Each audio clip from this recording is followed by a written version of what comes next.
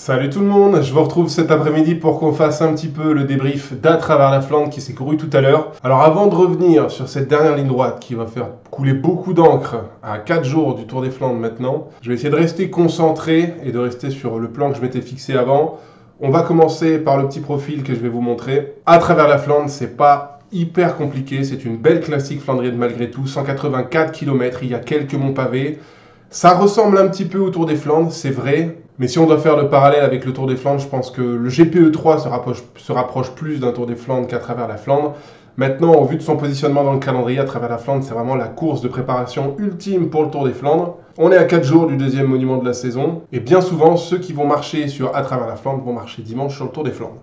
Au niveau des favoris, alors déjà on pouvait noter l'absence des deux grands favoris de dimanche, Tadej Pogačar et Mathieu Van Der Poel. Ça laissait une course relativement ouverte, il y avait tout de même un ultra favori qui s'affichait au départ ce matin, Mads Pedersen de la Lidl après son chef-d'œuvre de dimanche dernier sur Gambé-Belgem. Lidl qui venait avec un roster très solide, 3 très belles cartes, donc Mads Pedersen, Jonathan Milan en cas de sprint et également Jasper Stuyven qui est un coureur très expérimenté, un coureur très fort sur ce type de parcours. Lidl faisait office d'épouvantail mais pas que, il y avait également la Visma Leasebike de Wout van Aert qui était au départ. Et le roster de Visma était particulièrement important, solide, très intéressant en vue du Tour des Flandres. Je crois que le roster qu'on a eu de Visma aujourd'hui sera le même sur le Tour des Flandres dimanche. Sur les grosses cartes, il y avait forcément Wout van Aert, Matteo Jorgensen, Tiesj Benoot ou Dylan van Baarle. Mais même niveau équipier, c'était très solide. Eduardo Affini, par exemple, était au départ. Lidl-Visma, ça semblait être le duel de la journée. Il fallait quand même pas oublier Alpecin avec Jasper Philipsen et Tibor Del Grosso qui faisait sa rentrée sur les classiques flandriennes ce mercredi. J'avais très hâte de voir le jeune néerlandais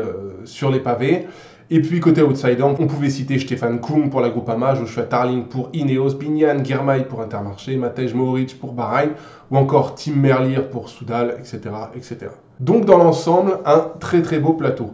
Au niveau des conditions de course, cette édition 2025 était marquée par un fort vent. Alors comme c'est une classique flandrienne et qu'on tournicote toujours un petit peu sur le même parcours, le vent est changeant en fonction des changements de direction, mais ça laissait clairement la place à des bordures. Puisqu'à l'inverse d'un Tour des Flandres où on est très souvent en prise, il y avait quand même pas mal de moments où on était sur des petites routes exposées au vent. Et donc le jeu d'équipe allait avoir beaucoup d'intérêt sur cette édition. C'est ce qui s'est produit dans les 100 derniers kilomètres. Visma a mis la poignée au fond pour créer des différences et mettre en difficulté certains coureurs. La différence va vraiment se créer à 72 km de l'arrivée. C'est le moment choisi par Visma, très très bien placé dans le peloton pour mettre définitivement le bazar et créer un coup de bordure. À ce moment-là, 70 km de l'arrivée, c'est une véritable masterclass que réalise Visma. Le vent vient de la gauche, Eduardo Affini crée la bordure. Et les Visma vont partir à 4 coureurs, piégeant tous les autres favoris, Mads Pedersen en tête, qui était coincé derrière. On a alors la situation de course suivante. Il reste quelques échappés devant, même certains outsiders qui ont pris un petit peu d'avance comme Nelson Paules. Et derrière, les 4 coureurs Visma vont se faire la malle et laisser tous les autres favoris derrière. Affini, Van Aert, Benoot et Jorgensen vont récupérer les échappés un à un, et puis les recracher tout aussi vite. Le rythme est trop fort pour la plupart des mecs qui avaient anticipé les débats. Un seul coureur va réussir à s'accrocher au trio Visma, qui a perdu Eduardo Affini.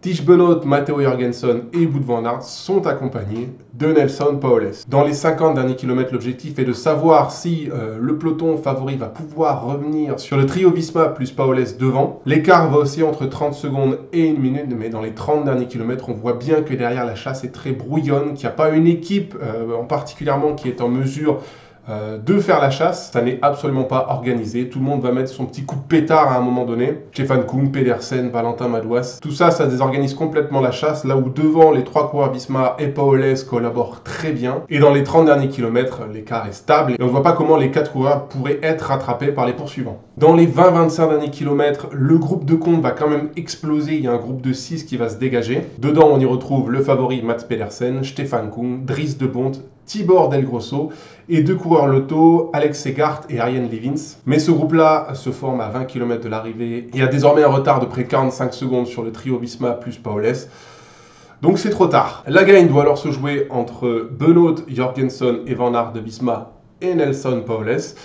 Et dans les 15-10 derniers kilomètres, il ne se passe plus rien.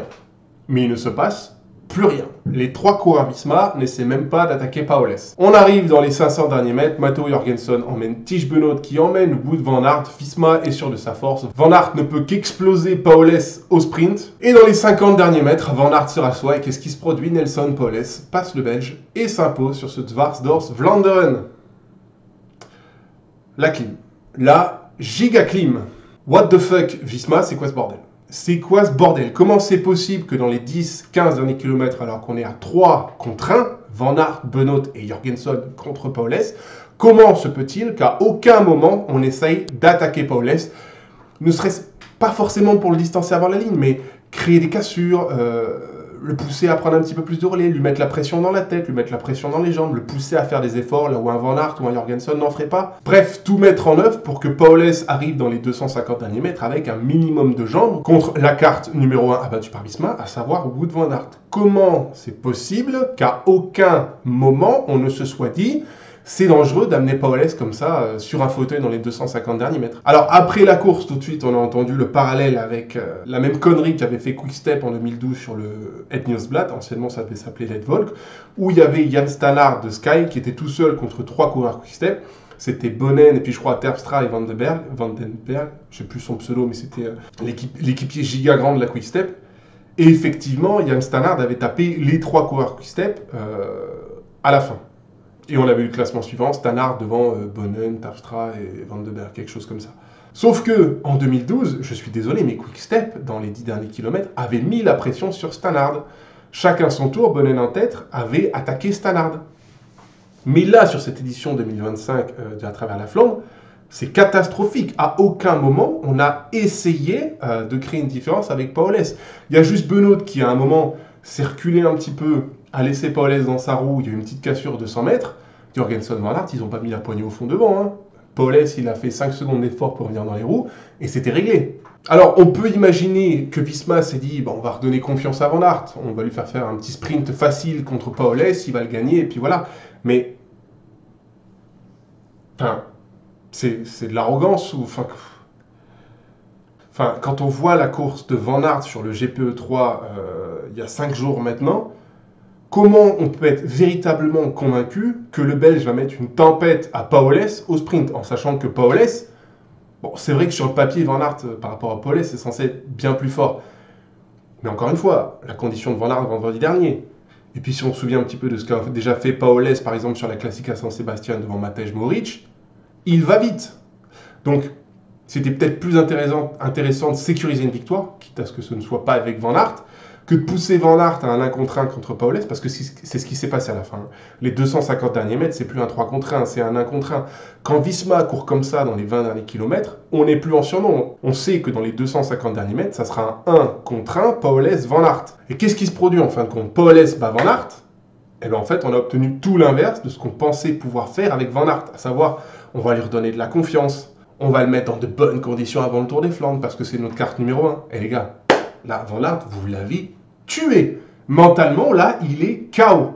Mais prenons les choses une à une. Avant de vouloir redonner de la confiance à Van Aert, peut-être qu'il fallait juste lui donner des jambes. Comment c'est possible que Van Aert, après 180 km de course, je veux dire, c'est pas le Tour des Flandres, il n'y a pas 250 bornes, là, il y en a 180.